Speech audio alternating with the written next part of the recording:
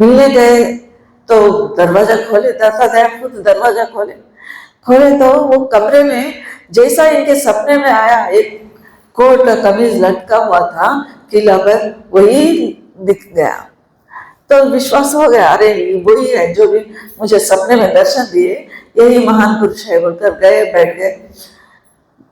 परम दयाल जी को दाता क्या दिए, एक हुजूर राय सालिग्राम महाराज के जीवनी पढ़ने को दिए और सार वचन दिए, तुम ये दो पढ़ो, ये दो पढ़ो बोलकर दो किताबा दिए।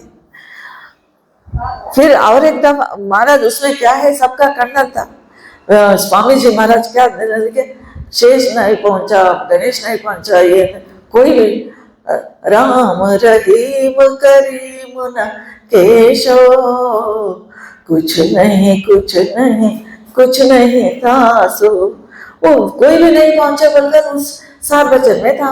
महाराज के दिल में ठीक नहीं लगा, क्योंकि ये तो ब्राह्मण है, घर में रामायण पाठ नहीं होता, कोई भी नहीं पहुंचे, राम नहीं पहुंचा, ऐसा कैसा हो सकता, अवतार है ये गुरु का उसके ऊपर थोड़ा, लेकिन दादा के ऊपर विश्वास नहीं टूटा।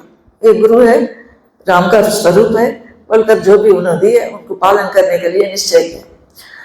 एक दफा दाता के पास गए, जब क्या है दाता बोले, फकीर मैं बाहर जा रहा हूँ, तुम यहीं बैठ के रहो, एक पार्टी एक जगह बैठा है और तुम यहाँ बैठ जाओ, मैं बाहर जाके आऊंगा, काम देख लेके आऊंगा बोलकर बाहर से ताला डाल के चले जाते दाता दयाल। ये महाराज जो है जहाँ गुरु बिठाए वहीं रहते, शाम तक, सुबह 9 बजे से शाम 5 बजे तक वहीं बैठे, हिलते नहीं। फिर आने के बाद इतना प्रभाव हुआ, प्रभाव दाता के मन में कितना प्यार उठता है अपने शिष्य के बारे में, जैसा मेरा आज्ञा तो ये उल्लंघन नहीं किया, जहाँ हम बिठाए वहीं बैठ गया। फिर दाता के पास आने लगे, जाने लगे और नामदान महाराज नाम बख्शिश करें इनको दिए, तो वही उसी का स्मरण ध्यान भजन इसके मन में, महाराज जी के मन में चलता है। ये जो है लगातार चलते रहे और साधन करते रहे, लेकिन उनको गुरु से इतना प्यार था, इतना प्यार था महाराज जी को। लाहौर को जाते रहे, फिर लाहौर से दाता दयाल जी धाम पर आए। धाम इलाहाबाद और बनारस के बीच में दाता दयाल जी का आश्रम है धाम, वो धाम में दाता दयाल जी रहते थे। परम दयाल जी वहां से आते थे। कुछ 12 साल के लिए परम दयाल जी बसरे बगदाद में नौकरी के लिए गए, बसरे बगदाद में नौकरी करने लगे। कभी कभी इधर आते थे, धाम आते थे, लाहौर गए तो लाहौर जाते थे, जहाँ भी दाता आते वहां जाकर दर्शन कर लेते, गुरु के सत्संग पाते थे खुद। एक दफा क्या हुआ, दाता दयाल लाहौर में थे जब परम दयाल जी दर्शन के लिए गए, दर्शन के लिए गए। जब भी दर्शन के लिए गए तो महाराज को 8 दिन का छुट्टी 10 दिन का छुट्टी लेकर दाता के दर्शन को जाते थे। दर्शन कर लिए, दर्शन होने के बाद एक दफा क्या हुआ, महाराज बैठ के कांच लिए दाढ़ी कर ले रहे थे। परम दयाल जी दाढ़ी करने के लिए कांच सामने रख लिए। दाता दयाल जी बुलाए, फकीर तुम आज से दाढ़ी नहीं करोगे, दाढ़ी नहीं करना आज से। तो ये आजकल के लोग क्या करते हैं, हम बोले, मेरे को ऑफिस में सब लोग कुछ भी बोलने का मौका मिले जैसा होता, मैं कहीं कहूँ, ऐसा कुछ नहीं। गुरु जो भी कहे वो पालन किए, दाढ़ी मत करना बोले तो नहीं करे, ऐसे जिंदगी में दाढ़ी रखे, दाढ़ी नहीं काटे।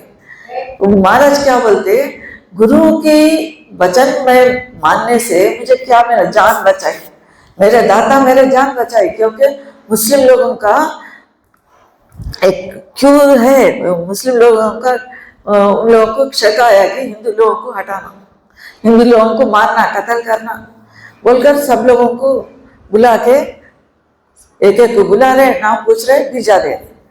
और इनके इन्हों भी ठहरे, जो भी जितने लोग हैं सब लोगों को ठहरना पड़ा।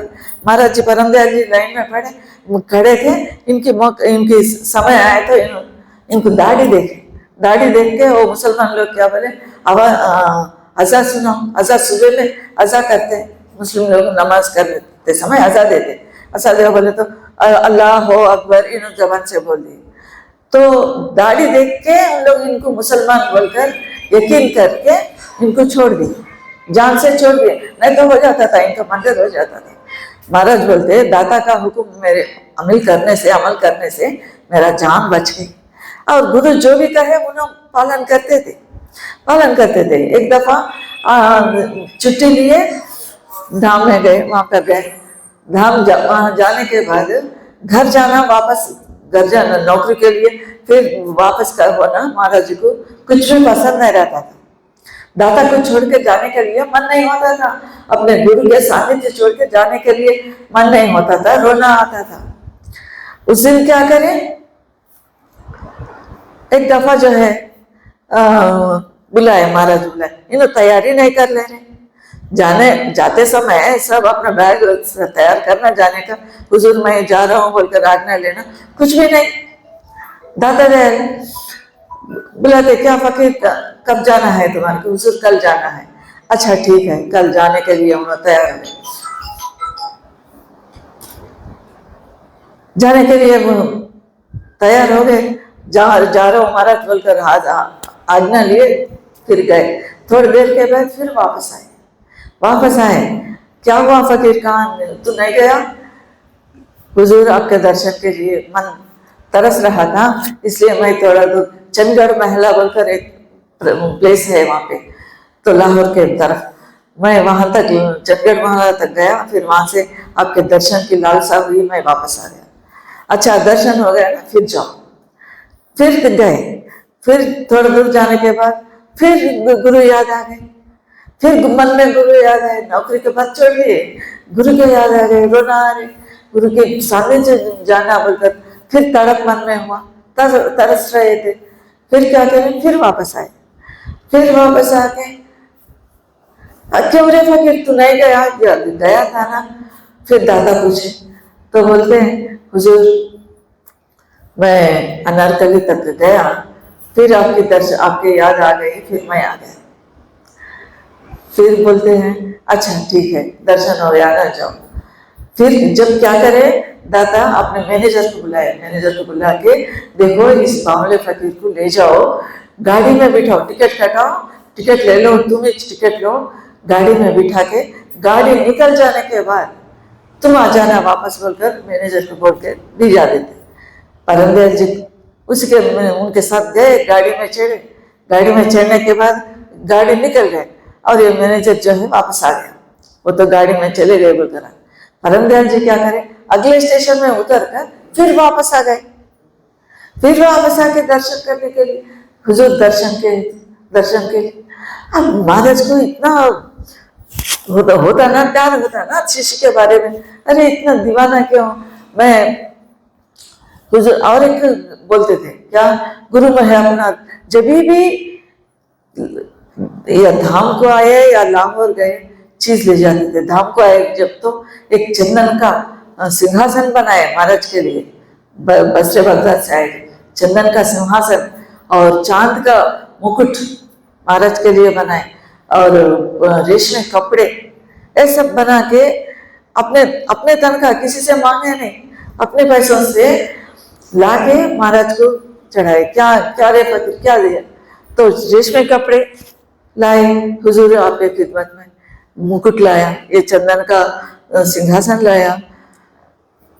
महाराज दाता दयाल समझ गए कि इनो बाहर मुझे देख रहा है, भीतर जाना है, भीतर में दर्शन करना है, लेकिन वो बात को छोड़ के ये बंदा जो है मुझे बाहर के रूप को ही पूजा कर रहा है, बाहर का ऊपर ही, बाहर के जो भी दिख रहा है इसी को गुरु समझ रहा है बोलकर समझ में आ गया दादा को। और दादा गुरु को कैसा करे लो।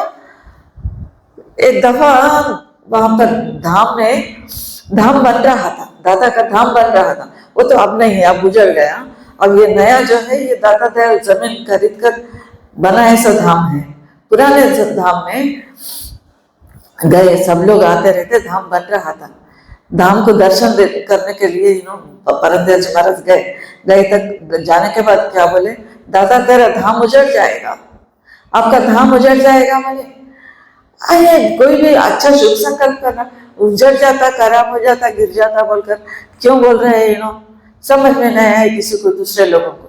दाता फिर दाता को क्या बोले, दाता तुम्हारे पास जो भी पैसा आ रहा है इसको डोनेशन दे रहे हैं लोग, कोई रिश्वत लेके दे रहा है, कोई किसी को धोखा देके पैसा लाया, कोई किसी को जिस तरह पैसा कमाना वैसा नहीं कमाया, असली पैसा नहीं है, धोखे पैसा है। ये देखे दाता को ये तो पुण्य आ जाता, अच्छा होता बोलकर पैसे दे रहे हैं, इस धोखे पैसे दे रहे इसलिए तो आपका धाम उजड़ जाएगा। सही में कुछ दिनों के बाद वो धाम गिर जाता है, नष्ट हो जाता है। फिर बाद में परम दयाल जी पश्चात है, बहुत पछता है, अयो मैं क्यों बोला दाता को धाम तेरा उजड़ जाएगा, दाता बोल के क्यों बोला, क्यों बोला? क्यों? वो रिश्वत के पैसों से बना, इसलिए वो बरकत नहीं होगा, उसमें लोगों की तरक्की नहीं होगी, लोगों को अच्छा ही नहीं पहुंचेगा, लोगों का जीवन नहीं बनेगा, इसलिए उनको वैसा बोलना पड़ा। जो होने वाली बात होती है परम दयाल जी के जबान से वो निकलता है, क्योंकि वो सच्चे फकीर थे, जिंदगी भर सच्चाई के राह में चले, कभी भी झूठ नहीं बोले, कभी भी गलत काम नहीं करे, इसलिए उनके तारीफ अपने गुरु से इतना तारीफ मिला उनको। एक दफा क्या हुआ, दिल्ली में थे दाता दयाल, दिल्ली में थे, परम दयाल जी दर्शन के लिए आए। आने के बाद क्या हुआ, मैं लोग भीतर बहुत स्वागत करे, ये सहस्त्र कमल, त्रिकुटी, शून्य महासन, भीतर जितने भी स्थान है वहां उनको साधन में थे। दाता को पूछे, दाता बोले आज तेरा फकीर, आज तुम्हारा परीक्षा लूंगा।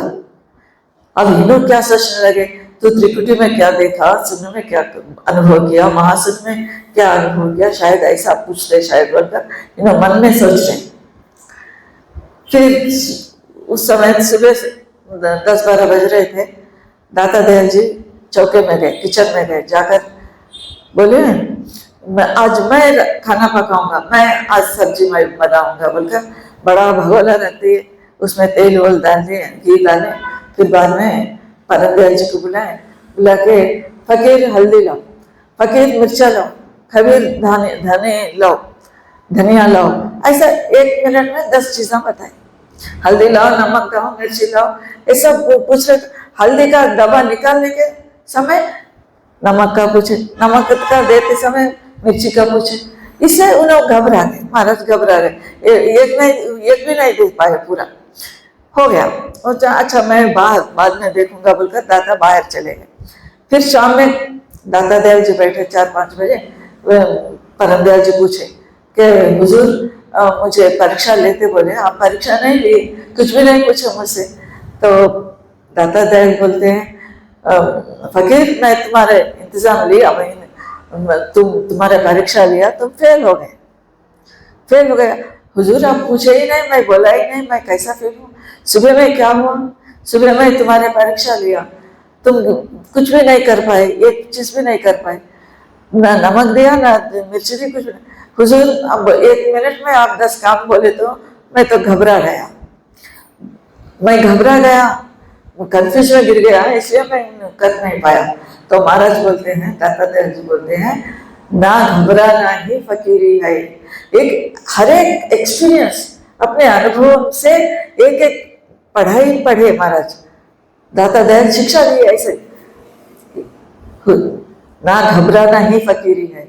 और एक दफा क्या करते हैं, दाता दयाल के सामने जाकर गुरु है अपना रूप दिखा, सार वचन में एक अद्भुत शब्द है, सार वचन में स्वामी जी महाराज का शब्द है, गुरु है अपना रूप दिखा दो, गुरु है अपना, वो शब्द पढ़ते थे महाराज जी। और इनसे दाता दयाल जी से पूछते हैं, गुरु है अपना रूप, तो मेरा रूप मुझे बताओ, मेरा रूप मुझे बताओ। ये सुन सुन के दाता दयाल जी कहते हैं अब इनके भ्रम को मैं हटाना है बोलकर, फकीर कल सुबह मैं बताऊंगा।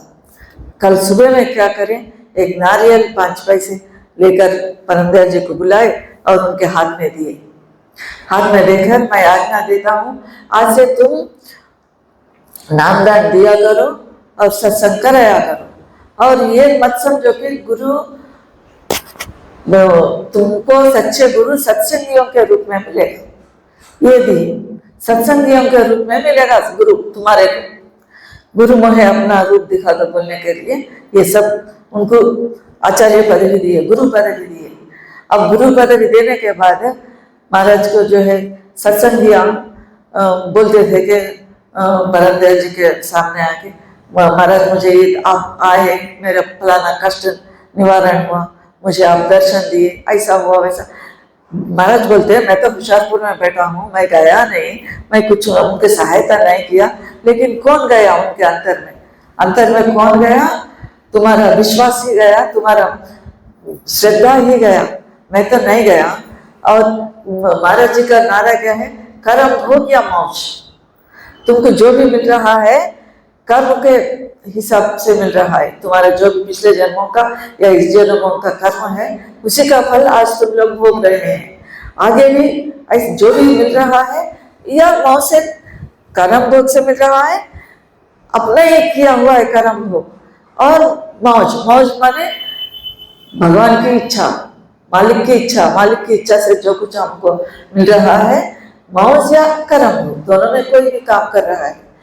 इसलिए सच्चे सदगुरु जो है सत्संगियों को बोलते थे, ये सत्संगियों तुम लोग ही मेरे सच्चे सदगुरु है, तुम लोगों के वजह से ही मेरा भ्रम निकल गया है।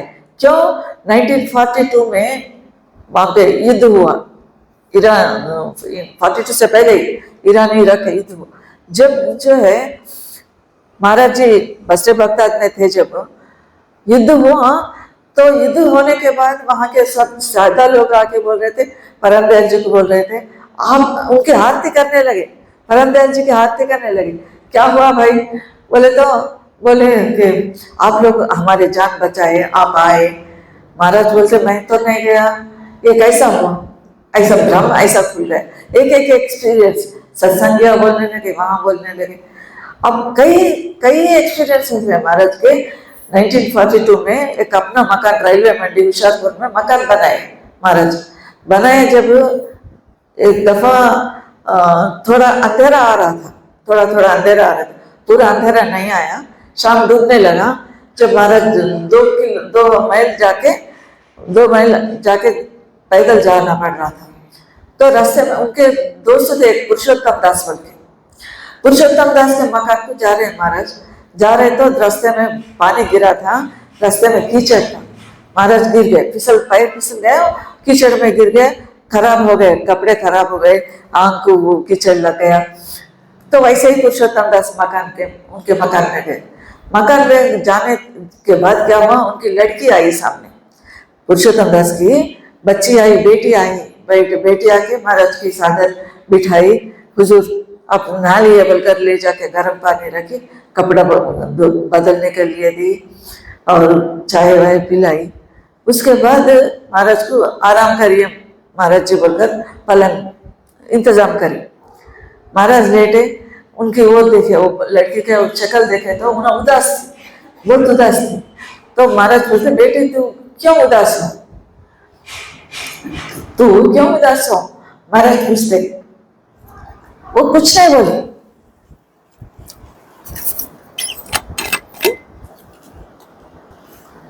लेकिन उनके आंखों में पानी का दिखा, उनके आंखों में थोड़ा पानी आया। देखने के बाद पुरुषोत्तम दास जी आए, थोड़ा 10-15 मिनट के बाद पूछते हैं, पुरुषोत्तम दास ये लड़की तुम्हारे बेटी जो है क्यों उदास है? लड़की बोले तो कुछ महीनों से दामाद घर छोड़ के चला गया, बच्ची को छोड़ा, घर छोड़ के चले गए, कहीं चले गए। हम ढूंढे, कई जगह ढूंढे, कई लोगों को भिजाए ढूंढने के लिए, रिश्तेदारों के पास, दोस्तों के पास, उन्होंने कहीं भी नहीं। इतने महीनों से दामाद नहीं आया घर को, इसलिए लड़की उदास है, दुखी है।